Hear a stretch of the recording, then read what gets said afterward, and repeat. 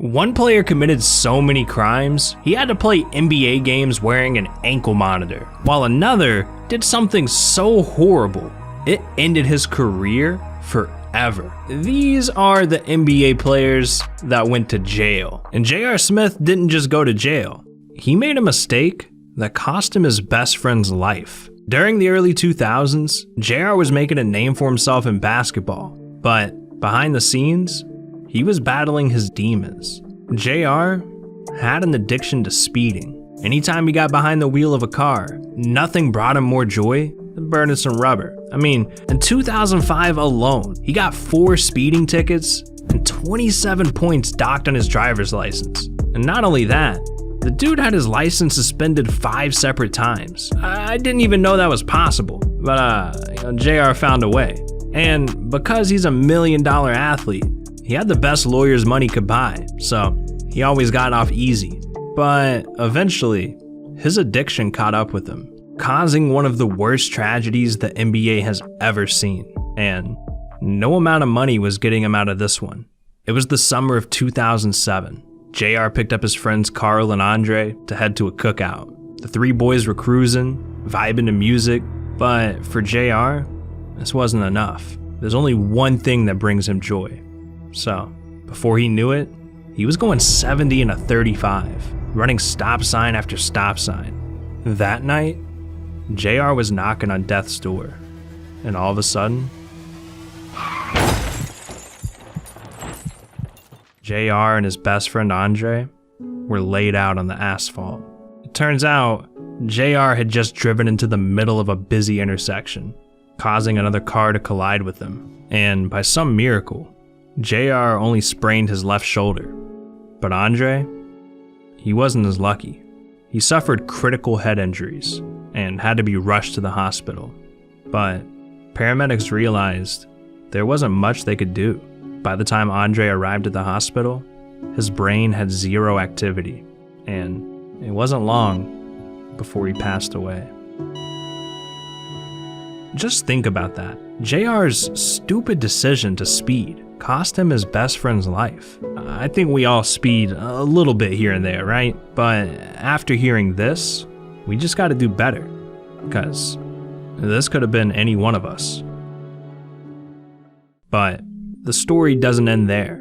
JR had charges to face: reckless driving, failure to obey a stop sign, speeding, and failure to wear a seatbelt. In a situation like this, the average person could serve 15 years to life in prison. If JR was convicted with these crimes, his basketball career would have been over. But luckily for JR, Andre's mother didn't want his life ruined over this. She knew what it was like to lose a son, and didn't want to do that to another mother. So with that, JR only faced 90 days in jail, 500 hours of community service, and a license suspension for 2 years. JR owes his freedom to Andre's mom, and as the trial progressed, it was hard for everyone in that courtroom.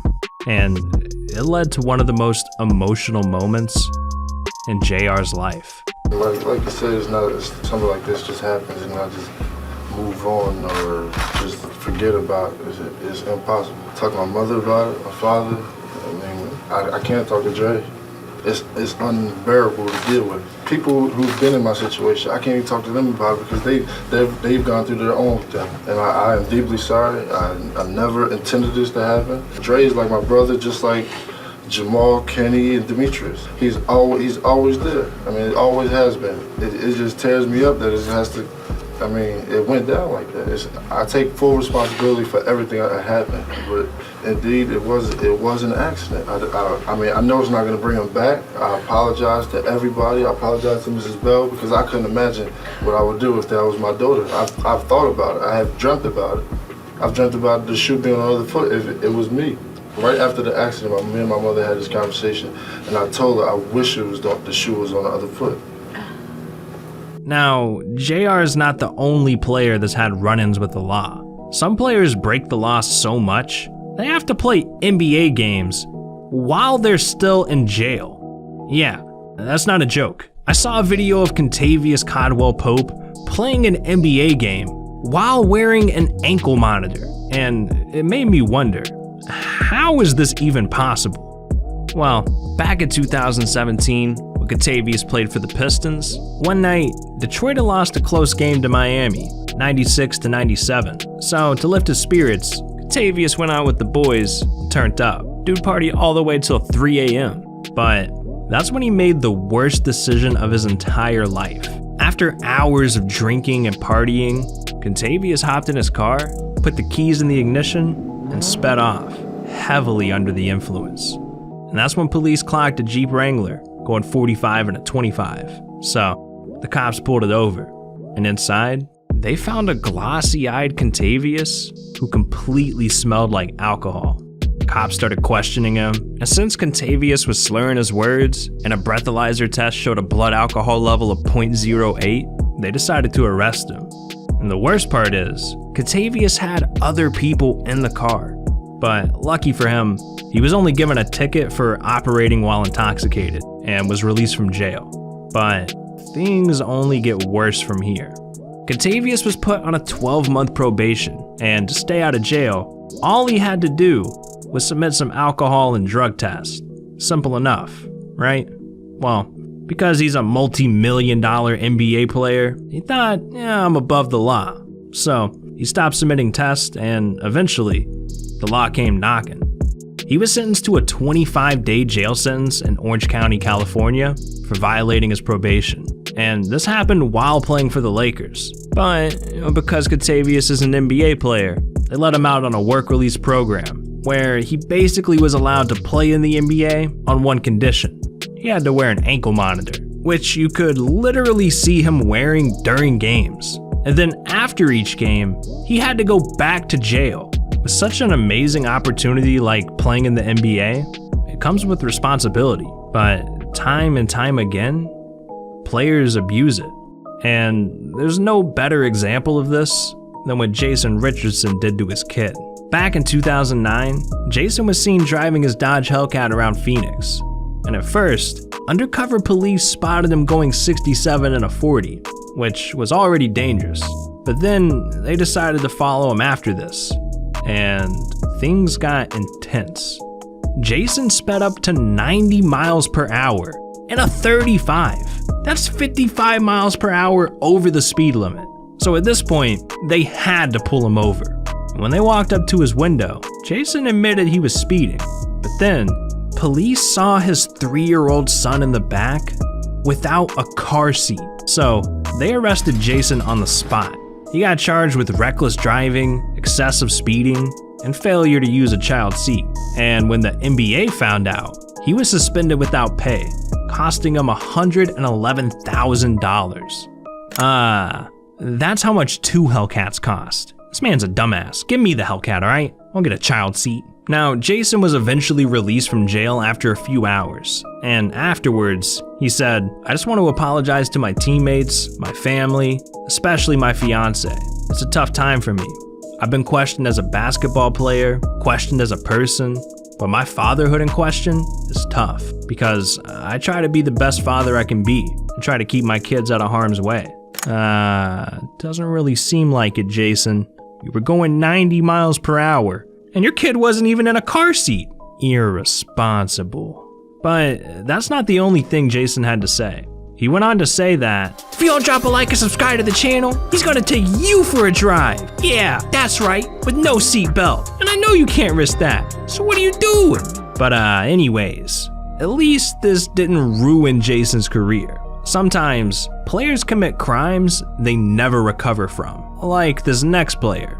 When police found out what Sebastian Telfair did, it ended his career. And it's really such a tragedy because in high school, Sebastian was unbelievable. He was averaging 33 points, 9 assists per game, and was practically unstoppable. So the headlines were literally calling him the next LeBron. And after Sebastian was drafted to the Blazers, you would think everything would be up from here. But his life ended up going downhill from here. He became a shell of his former self. And once he joined the NBA, he barely averaged 7 points a game. And then to make matters worse, in 2006, Sebastian's secret double life was exposed. The Blazers had just landed their private jet in Boston on their way to a game. This is when authorities saw something unusual in Sebastian's suitcase: a loaded weapon. Even for an NBA player, this wasn't gonna fly in the airport, literally. Sebastian told police that he grabbed the wrong bag when he left, and that it was actually his girl's luggage. Hold on, what the hell his girl need guns for? Anyways, after some investigating, it turned out he was telling the truth, so luckily, he escaped without any charges. For now. So, you'd think getting off easy, he'd make sure something like this never happens again, right? Well, just a year later, him and his friend found themselves in another controversy. Sebastian was seen driving his Range Rover at 77 miles per hour in a 45, and he was driving with a suspended license. But it gets even worse. When police searched the car, they found a loaded handgun under the seat that wasn't registered to either him or his girlfriend. So Sebastian couldn't blame it on his girl this time. And to no surprise, both Sebastian and his friend denied knowledge of it. An investigation took place, and the police didn't care whose it was. It was still in his car. So Sebastian pleaded guilty to criminal possession of a weapon, got 3 years probation, and a 3-game suspension from the NBA. At this point, this is strike number 2. If he messes up again, it could mean serious jail time. And with that, Sebastian was a good boy for about a decade. But in 2017, the craziest arrest of them all happened. Sebastian and his friend were suspiciously driving a Ford F-150 around Brooklyn. No headlights on, illegally parking. 2 undercover officers saw this and knew they were up to no good. So they pulled up, saw a lit joint in the dashboard, and decided to search the vehicle. But what they found in the trunk was enough to land anyone in jail for 10 plus years. It was like Sebastian was ready for war or something. And because of his criminal past, he wasn't gonna get let off the hook this time. He was facing 15 years in prison, and it was looking like there was no hope. A 2-week trial took place, and eventually, Sebastian was found guilty and sentenced to 3.5 years in jail. But after a few appeals, Sebastian got off on a $500,000 bail and was sentenced to probation, where he was forced to wear an ankle monitor for the rest of his sentence. And just like that, another rich NBA player was let off easy. Now, a 3-year prison sentence, that's crazy. But starting a worldwide controversy, that's a crime we gotta talk about. LiAngelo Ball's arrest was such a big deal that even Donald Trump had to get involved. It started back in 2017, while LiAngelo was in college at UCLA. There was a special game between them and Georgia Tech. The game was set to take place in China. Obviously, this is a new place for LiAngelo and his teammates, so when they arrived, they decided to explore the area. But that's when they made a mistake that could have left them in jail for life. See, there was a Louis Vuitton store right next to their hotel, and obviously, they have security and cameras everywhere. But for some reason, LiAngelo and his teammates decided to hit a lick anyways. On camera, they were spotted stealing from the store, with LiAngelo grabbing a pair of Louis sunglasses. This dude just risked his entire career before it even began for a couple $100 pair of glasses. And the crazy thing was, LiAngelo and the boys thought they'd get away with it. Until the next day, when police showed up to their hotel and arrested them. Now, if you don't know, in China, they do not take shoplifting lightly, especially if you're a foreigner. This story became such a huge deal that Donald Trump caught wind of it, and he saw an opportunity to improve his image. So he contacted President Xi Jinping to straighten things out. And after a few days, the 3 teammates were released. Then, LiAngelo showed up to the Today Show and broke down his ugly China experience. We all went out one night, went to the Louis Vuitton store. People started taking stuff, and then, me just not thinking and being with them, I took something too. And we left thinking we'll just get away, how kids think.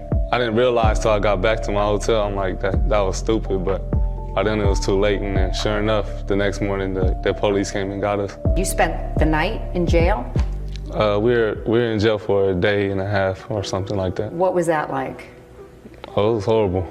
They take your clothes, you wear like whatever they have for you, a little jumpsuit or whatever, take your shoestrings, and then you just sit in the cement cell for however long. It's just you and then all the officers, and they don't speak English. I mean, I just hope LiAngelo learned his lesson, man. The only good thing I can say is, at least that reporter didn't ask him some dumbass question. I can't tell you how many times I've seen reporters get humiliated by NBA players. There's been some pretty hilarious moments recently, and I got the video to catch you up. So click right here. These are the times NBA players humiliated reporters. Trust me, you want to see what Russell Westbrook did. He humiliated a reporter so bad, it should be illegal. So what are you doing? This video is over. Click it.